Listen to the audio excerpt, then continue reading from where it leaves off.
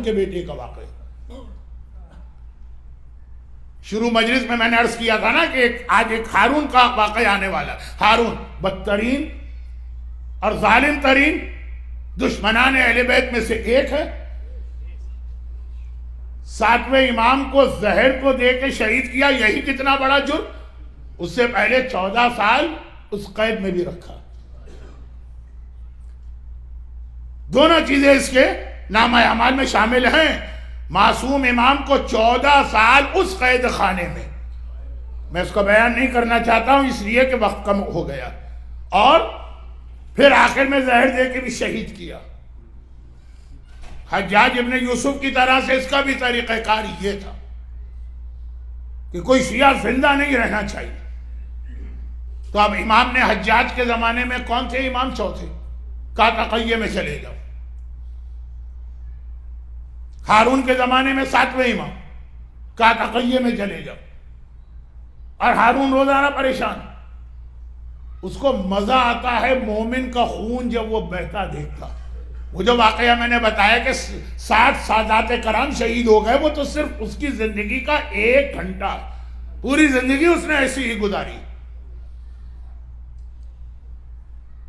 کہا کہ کیا بات ہے, 1 ہفتہ گزر گیا, کوئی شیعہ کا خون تم نے نہیں بہایا, کسی کا کٹا ہوا سر میرے پاس نہیں لائے. سے بھائیوں نے کہا پتہ نہیں شیعہ کہاں غائب ہو, کوئی نہیں مل رہا. یہ تقیہ میں. تو اس نے کہا کہ ایسا کرو, بغداد کی سڑکوں پر, بغداد کیپٹل, وہاں ہر ایک کو اپنے کام کرانے آنا پڑتا. بغداد کی سڑکوں پر جہاں لوگ چلتے ہیں, علی اور فاطمہ کا نام زمین پہ بہت بڑا بڑا لکھ دو, اور جس کو دیکھو کہ یہ نام دیکھ کے ایک مرتبہ رک گیا 1 منٹ, پیر نہیں رکھنا چاہتا. امام کا آرڈر تھا پیر رکھ لو, تقیہ. لیکن بہرحال مومن ایک لمحے کے لیے ہیزیٹیٹ تو کرے گا نا, اور فوراً گردن پکڑ کے وہیں پہ قتل کر دے. وہ یقیناً یا شیعہ ہے یا دل سے علی اور فاطمہ کا احترام کرتا. اس کے حالات سنیے تو بہت لمبے حالات, لیکن عجیب بات ہارون کے حالات نہیں.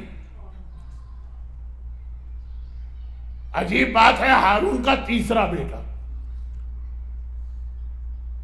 بلکہ 4تھا بیٹا کہیں. ایک بیٹا امین ہے, ایک بیٹا مامون. ایک بیٹا مامون کا چھوٹا بھائی ہے, جس کے کہنے پر 9ویں امام کی بیوی نے 9ویں امام کو زہر دیا. اور 4تھا بیٹا قاسم, معتمن لقب ہے, نام قاسم. میں صرف یہ بتانا چاہ رہا ہوں کہ آل محمد کے چاہنے والے اور ماننے والے مال حرام سے کتنا گریز کرتے ہیں, یا میراث کے نام پر سگے بھائیوں کا, سگی بہنوں کا, اولاد کا, والدین کا حق کیسے کھایا جاتا. اب یہ بات مکمل کل ہوگی, بات واقعی آج سن لی. یہ ہسٹری ہے ہماری. عبداللہ بصری, بغداد کیپٹل ہے. بصرہ بغداد سے بہت دور ایک شہر. آج کل تو پھر بھی ہم کو قریب لگتا ہے, جو جدید ٹرانسپورٹیشن آ گئی, بالکل دریا سمندر کے کنارے, یعنی ایک طرح کا آخری شہر. عبداللہ بصری کہتا ہے, ایک مومن ہے, کہ بارشیں ہوئیں میرے شہر میں, تو میرے گھر کی ایک دیوار جو تھی وہ بارش کے پانی سے خراب ہو گئی. اب وہ دیوار گر نہ جائے تو اس کو توڑ کر نئی دیوار بنانا. تو میں چلا. اب پرانے زمانے کی بات ہے, کراچی میں تو آج بھی یہی ہوتا کہ مارکیٹ کے کچھ علاقے ہیں جہاں پہ لیبر لوگ بیٹھے ہوتے ہیں, اور آپ کو جو قسم کا لیبر چاہیے, میسن چاہیے, پلمبر چاہیے, وہ وہاں صبح آ کے بیٹھ جاتے ہیں, جس کو ضرورت ہے وہ ان کو لے جاتا ہے. اب یہاں تو یہ بہت ہی زیادہ آرگنائز ٹائپ کا ہو گیا ہوگا, کمپنیاں ہوں گی اور وہ انٹرنیٹ ہوگا, یلو پیجز. لیکن اب پرانی بات پرانے ماحول میں سنی. میں وہاں چلا گیا صبح سویرے, میں نے دیکھا کہ ایک لائن سے سارے لیبر یا مزدور بیٹھے ہیں. لوگ آتے جا رہے ہیں رینڈم, جس پہ ہاتھ رکھ دیا اس کو لے کے چلے گئے. میری نگاہ پڑی کہ اب یہ جو لیبر لوگ بیٹھے ہوتے ہیں, ان کا اس کراچی اور بمبئی میں بھی یہی ہوگا, احمد آباد میں بھی یہی ہوگا. کیا ماحول ہوتا ہے, گپ شپ باتیں, ہر قسم کی فضول باتیں, گالم گلوچ.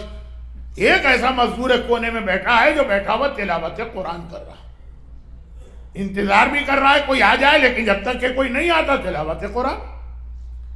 ہم ٹائم پاس کرتے ہیں گانے سننے میں, ہم ٹائم پاس کرتے ہیں غیبتیں کرنے میں, ہم ٹائم پاس کرتے ہیں، وہ اسمارٹ فون پہ فیس بک اور ٹویٹر اور پتہ نہیں کیا کیا چیز ہے، وہ قرآن پڑھ رہا۔ وہ اس کا یہ انداز مجھے اچھا لگا، میں اس کے قریب گیا اور کہا کہ بھائی تم مزدور ہو، میرے گھر کی دیوار بنانا ہے، کام کرو گے؟ کہا میں اسی لیے تو آ کے بیٹھا ہوں۔ تو کہا کہ چلو پھر، جواب دیا لیکن میری 2 شرطیں ہیں۔ پہلی شرط تو یہ ہے کہ جب نماز کا وقت آئے گا تو میں نماز پڑھنے کے لیے تھوڑا سا وقت لوں گا، آپ مجھے روکیں گے نہیں۔ اب یہ ایک بہت اہم مسئلہ ہے عام زندگی کا۔ آپ کہیں جاب کرتے ہیں اور آپ نماز کا ٹائم نہیں مانگتے ہیں اور پھر بھی پگار لے لیتے ہیں، وہ حلال ہے کہ حرام ہے؟ اب یہ باتیں میں چھیڑ دوں گا تو یہ مجلس واقعاً 3 گھنٹے کی ہو جائے گی، لیکن بہرحال عام طور پہ ہمارے یہاں جو کانٹریکٹ ہوتے ہیں کسی لیبر کے ساتھ، اس میں نماز وغیرہ کا کوئی ذکر نہیں ہوتا۔ اس نے کہا پہلی کنڈیشن یہ، اور نماز میں آرام سے پڑھوں گا، یہ آپ کو مجھے ٹائم دینا پڑے گا، اور دوسرا یہ ہے کہ میری اجرت اتنی، نہ اس سے کم میں لوں گا نہ اس سے زیادہ لوں گا۔ کہا کم تو سمجھ میں آتا، مثلاً $10، مگر پھر بھی اس سے یہ جو تم نے اجرت فکس کی ہے اس کی کوئی وجہ ہے؟ کہا کہ ہاں، کہ $10 میں 1 ہفتے کا راشن میرے پاس آ جاتا، میں ہفتے میں 1 دن کام کرتا ہوں، اتنا کما لیتا ہوں، پورے ہفتے اس کے بعد پھر میں کوئی کام نہیں کرتا ہوں، دین کا علم حاصل کرتا ہوں۔ یا تو آدھے گھنٹے کا کوئسچن آنسر کا سیشن پرسوں ہو گیا تھا، اب تک لوگ کمپلین کر رہے ہیں۔ خیر، اچھا میں یہ بات بتا دوں، جعفری سینٹر اٹلانٹا کے ہال میں موجود کسی نے کمپلین نہیں کی، یہ انٹرنیٹ والوں نے کمپلین کی۔ ہم بیٹھے ہوئے انتظار کریں، مجلس شروع ہی نہیں ہو رہی ہے، میں اسی لیے گھبراتا ہوں۔ میں جن کی خدمت کے لیے آیا ہوں ان کو میں ٹائم دوں گا یا جو اپنے ڈرائنگ روم میں آرام سے بیٹھے ہوئے؟ خیر، بہت ان کو کنڈیم کر دیا، اب واپس آتا ہوں۔ کہا کہ 6 دن میں علم حاصل کرتا ہوں، 1 ہفتے میں 1 دن کام کرتا ہوں، اور اتنا ہی کماتا ہوں کہ میرا 1 ہفتہ گزر جائے، جو بھی ویکلی گروسری کا بل بنتا ہے۔ تو زیادہ میں کیا اعتراض؟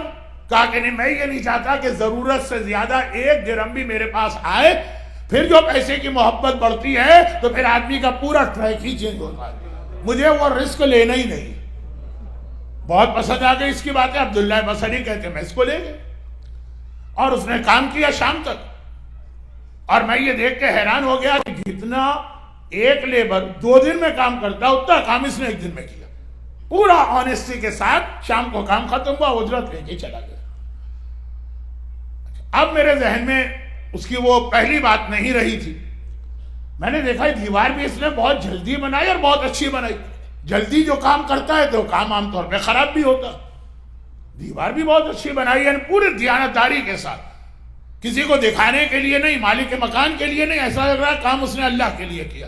قیامت کے دن جواب دینا پڑے گا، $10 لیے تو $10 کا کام کیا کہ کام نہیں کیا؟ اور یہ سوال آپ سے بھی ہو، $10 لیے تو $10 کا کام کرنا ہے، $5 کے کام کر کے 10 نہیں لینا۔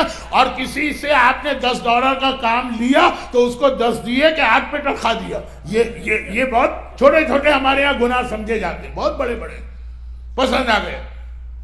وہ تو چلا گیا، شام کو گھر میں آیا، گھر والوں نے کہا اس نے تو بہت اچھے طریقے سے دیوار بنائی، اتنا اچھا ایکسپرٹ آدمی ملا ہے، ہم کچھ اور کام کیوں نہ کرا لیں، کل اسی کو لے کے آئیے۔ میں اگلے دن پھر وہاں پہنچ گیا مارکیٹ میں، سارے مزدور بیٹھے، وہی کل والے ہیں، وہ نظر نہیں آ رہا۔ میں نے کسی سے پوچھا بھائی وہ مزدور کہاں جو قرآن پڑھا کرتا؟ کہا آپ کو نہیں پتا، وہ صرف سیٹرڈے کو آتا ہے، 6 دن وہ نہیں آتا۔ مجھے یاد آ گیا، اب میں نیکسٹ سیٹرڈے کو گیا، اس کو لے کر آیا، پھر وہی انداز، وہی اس کی کنڈیشن، نماز کا ٹائم دینا، لیکن نماز کے ٹائم کی وجہ سے آپ کے کام میں کوئی کمی نہیں ہوگی۔ اور پھر وہ بہت اچھا کام ہوا، چلے پھر ابھی کام تو باقی، لیکن پتا ہے کہ 1 ہفتہ انتظار کرنا، اور مجھے یہ انتظار کرنا میں قبول کر رہا ہوں، کام اچھا بھی ہو رہا اور اسپیڈی بھی ہو رہا۔ تیسرے ہفتے پھر گیا اور کام اس سے کیا، 4تھ ویک جب گیا تو وہ سیٹرڈے کو بھی وہ وہاں نہیں تھا۔ لوگوں سے میں نے پوچھا کہ بھائی وہ مزدور آج تو ہوتا؟ کہا وہ 3 دن سے طبیعت اس کی بہت خراب ہے، بخار کے عالم میں ہے، وہ گھر سے نکلا ہی نہیں ہے، اس لیے آج نہیں آ سکا۔ اب ایک مزدور سے کسی کا کیا اٹیچمنٹ، لیکن اس کی تلاوت قرآن، اس کی نماز، اس کا اپنے کام کے اندر اتنا آنیسٹ ہونا، یہ مجھے اتنا پسند آ گیا کہ میں نے کہا کہ بہرحال اس سے کام لوں کہ نہ لوں، مومن کا ایک حق ہے، بیمار پڑ جائے تو جا کے اس کی خیریت دریافت کرو، چنانچہ اس کے پاس جانا۔ کہاں رہتا؟ لوگوں نے بتا دیا وہ بصرے کا سب سے خراب ایریا۔ اب مجھے نہیں پتا احمد آباد میں کون سے ایریا ہے، لیکن جیسے جھوپڑ پٹی ہوتی ہے بمبئی کے اندر، سلم ایریا، ٹوٹا ہوا مکان، کمرہ اس نے صاف رکھا ہے لیکن پورا علاقہ ہی بہت، وہ بستر پہ بیمار پڑا ہے اور حالت بتا رہی ہے کہ مرنے کے قریب ہے۔ میں نے اس کی حالت دیکھی، قریب گیا اور ایک مرتبہ اس سے کہا کہ تمہاری کیا حالت ہے، چلو میں طبیب کو لاؤں؟ کہا کہ نہیں، مجھے پتا ہے میں مرنے کے قریب، اور میں اللہ سے دعا کر رہا تھا خدا بندہ کسی ایسے آدمی کو میرے پاس سے بھیج دے کہ وہ میرے آخری تجہیز و تکفین کے مراحل صحیح طریقے سے انجام دے۔ اب یہ تو واجب کفائی، اب آ گئے تو یہ نہیں کہہ سکتے کہ تم لیبر ہو، میں تمہارا کام کیوں کروں، یہ تو واجبات میں شامل ہے۔ خیر میں اس کے قریب بیٹھ گیا، اس نے کہا کہ ایک کام اور کیجئے، اگر آپ کو زحمت نہ ہو کہ جب میں مر جاؤں تو آپ بغداد چلے جائیے، اور یہ قرآن جو میں پڑھ رہا ہوں یہ لے جائیے، اور یہ انگوٹھی ایک میرے پاس ہے جو میں کام کے وقت نہیں پہنتا ہوں، ویسے گھر میں رکھے، یہ لے جائیے۔ اب باقی جو میرے ٹولز ہیں اس کو بیچ کر اس سے میرے موت کے بعد کے سارے خرچے، کفن اور قبر، اب وہ سب ٹائم بہت زیادہ گزر رہا ہے، شارٹ کرتا ہوں، یہ آپ ادا کر دیجیے گا۔ میں نے کہا ٹھیک ہے، واجب کفائی بھی ہے اور ایک اس سے اٹیچمنٹ ہو گیا، اس کی عبادت اور اس کی آنیسٹی دیکھ کر۔ ایک دم اس نے کہا کہ کہا نہیں، ایک دم وہ بستر سے کھڑا ہونے لگا، مگر مر رہا تھا، بالکل آخری وقت تھا، بہت کمزور تھا، گر پڑا، دوبارہ کوشش کی، پھر گر پڑا۔ مجھ سے کہا ایک ریکویسٹ اور ہے کہ ذرا سا میری باڈی کو سہارا دے کے تھوڑا کھڑا کر دیں۔ میں نے اس کو کھڑا تو کر دیا، لیکن کہا کہ اس وقت جب روح نکل رہی ہے، سکرات کا عالم ہے، مر رہا، کیوں؟ کہا آپ نے نہیں دیکھا؟ السلام علیکم یا امیر المومنین، میرا مولا علی ابن ابی طالب میرے پاس آیا ہے، وہ مجھے سلام کر رہا ہے، میں ان کے استقبال کے لیے کھڑا ہوں۔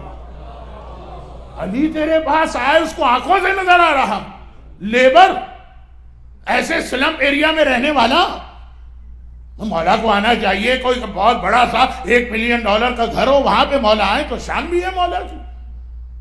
مرسیڈیز گاڑیوں کا ایک بیڑا آپ کے گھر میں کھڑا ہو، فراری ہو، BMW ہو، اور کیا ہمارے یہاں آسٹریلیا میں ایک ہوتی ہے لمنگانی ہو، یہ گاڑیاں ہو تو مولا آئے۔ یہ ٹیچرز آدمی، پھٹے ہوئے کپڑے، صاف کپڑے، لیکن پھٹے ہوئے کپڑے، ٹوٹا ہوا مکان، جھوپڑ پٹی، لیکن مر رہا ہے تو جھوٹ تو نہیں بول رہا ہوگا۔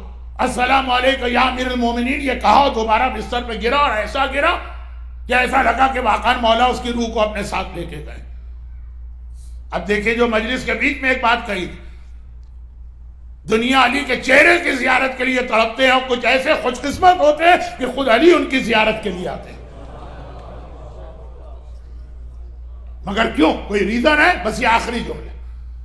آج چاہے غم کا بیان تھوڑا کم ہو جائے، لیکن اس کے بعد 1-2 دن کے بعد تو بڑی راتیں آ رہی۔ اب وہ غسل و کفن، وہ ساری چیزیں کو چھوڑیے، سب انجام دیے، اور چونکہ یہ جو آخری جملے تھے نا، مولا کا آنا، اتنا میرے دل پہ اثر کیا، میں نے کہا میں بغداد جاؤں گا۔ بصرے سے بغداد بہت دور تھا، لیکن جاؤں گا۔ اس نے آخر میں یہ کہا تھا کہ جو چیزیں لے جائیے گا، اور ایوری ٹیوزڈے، اب یہ مجھے دن یاد نہیں ہے روایت میں کیا ہے، واقعے میں کیا ہے، ویک کا کوئی ایک دن ہارون رشید اپنا دربار کھول دیتا، اور پرمیشن ہوتی ہے جو بھی کوئی پرابلم ہے، کوئی کمپلین ہے، کوئی ریکویسٹ ہے، وہ جا سکتا، آپ جائیے گا۔ کہا وہاں تو بہت مجمع ہوگا، کہا لیکن آپ دور سے یہ قرآن اور انگوٹھی اٹھا لیجیے گا بس۔ اب یہ گئے، وہاں پہنچے، جس دن وہ اوپن دربار ہوتا ہے، داخل ہوئے، واقعا بہت مجمع، اتنا بڑا بادشاہ ہفتے میں ایک دن ملاقات کرتا ہے، ہر ایک کی ریکویسٹ ہے، ہر ایک کی کوئی نہ کوئی کمپلین ہے، یہ پیچھے جا کے کھڑا، وہ بہت پیچھے، ہاتھ اٹھا کے وہ قرآن اور ایک ہاتھ میں انگوٹھی۔ ہارون کی نگاہ پڑی، فوراً بولا، کہا یہ قرآن تیرے پاس کہاں سے آیا، یہ انگوٹھی تیرے پاس کہاں سے آئی؟ کہا یہ سوال آپ کیوں کر رہے ہیں؟ کہا کہ یہ قرآن بھی میری بیوی کا، یہ انگوٹھی بھی میری بیوی کی، یہ تیرے پاس کیسے پہنچی؟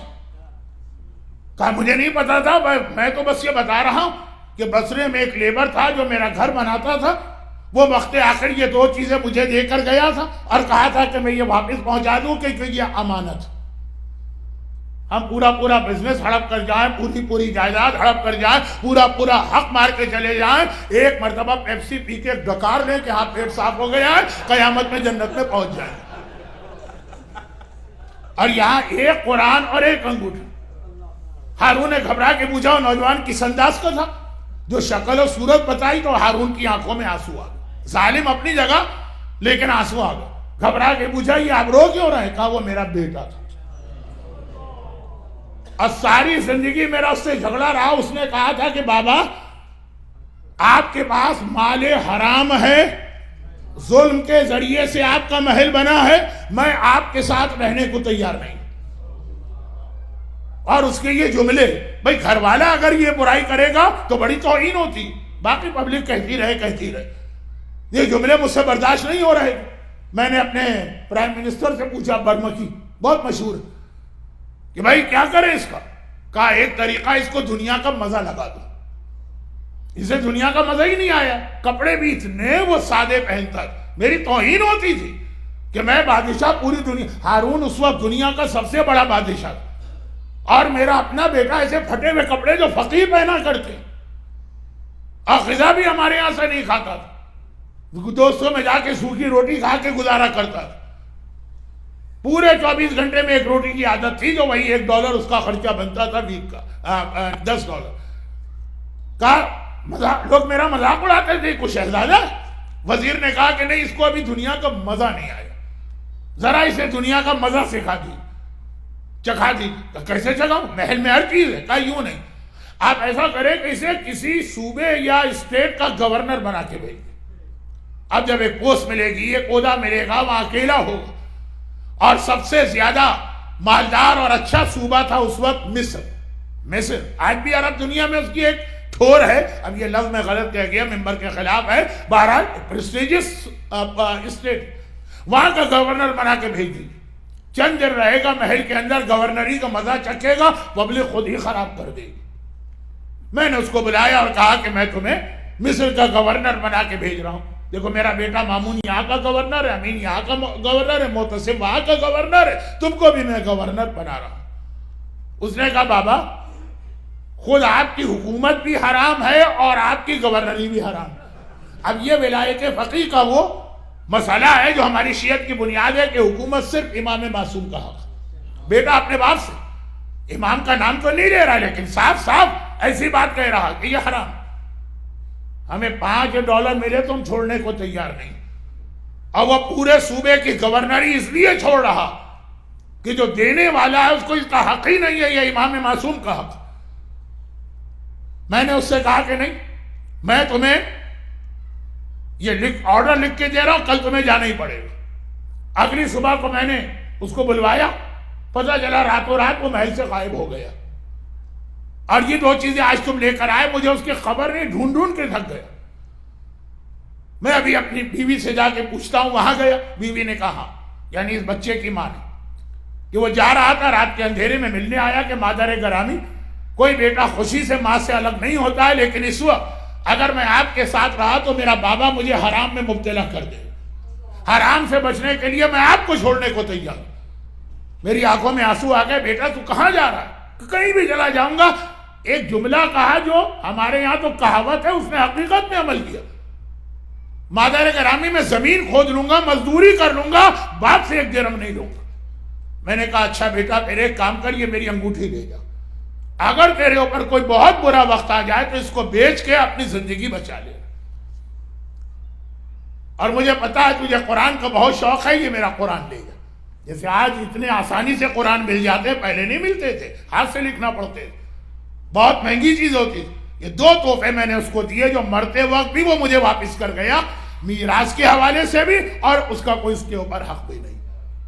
ہارون جیسے دنیا کے اس وقت کے سب سے بڑے بادشاہ، اسلامی دنیا سب سے بڑی تھی، اس کا اپنا بیٹا۔ اب اس کے اندر بہت سارے میسیجز ہیں جو کل دوں گا، آج وقت نہیں رہا، مگر ایک بات یہ کہ مال حرام آل محمد کا چاہنے والا اتنا گھبراتا ہے کہ شاہی محل چھوڑ کے سلم ایریا میں جھوپڑ پٹی میں رہنے کو تیار ہو جائے گا اگر مال حرام سے بچنا۔ اور امانت کا اتنا خیال ہوتا ہے. حق میراث بھی ایک امانت ہے آپ کی اولاد کی آپ کے پاس, آپ کے بھائیوں کی آپ کے پاس, کہ مرتے مرتے بھی اس کو صرف یہ خیال تھا کہ یہ انگوٹھی اور قرآن میری ماں نے بطور امانت دیا, اسے واپس پہنچوانا. جب ایسا مومن ہو تو ساری دنیا علی کی زیارت کو جائے گی, علی اس کی زیارت کو آئے گی. جو ہارون کے محل میں رہ کے اتنا اچھا بن جائے, تو ہم اور آپ کو نہ ہماری اولاد نعوذ باللہ اتنی خراب ہے, نہ ہمارا گھر اتنا خراب ہے, نہ اتنا مال حرام ہمارے گھر میں, ہم ذرا سی اگر کوشش کریں. بچوں کے آج زیادہ وقت بھی نہیں رہا اور ابھی غم کی بڑی راتیں بھی نہیں آئی, اگرچہ ہر رات بڑی رات ہے, مگر معاشرتی اعتبار سے تو بہت مختصر مسائل کے دو جملے کہہ رہا ہوں. تو ایسے کی زیارت کو علی آتے ہیں. اب ایک مسئلہ ہے کہ علی بڑے کہ حسین, سوال ہی غلط, حماقت. مگر علی کا ایک رتبہ ہے, حسین کا بھی ایک رتبہ ہے. علی کو راضی کیا اس نے, مال حرام سے اپنے آپ کو بچا کر, بچانا کسے کہتے ہیں؟ ارے بغداد سے بصرہ گیا, جیسے مال حرام سے بچنے کے لیے آپ دوبارہ احمد آباد واپس پہنچ جائیں کہ یہاں حرام ہے مجھے وہاں جانا, کون تیار ہوگا؟ یہ تیار ہوا بادشاہ کا بیٹا, علی آ گیا. اور اگر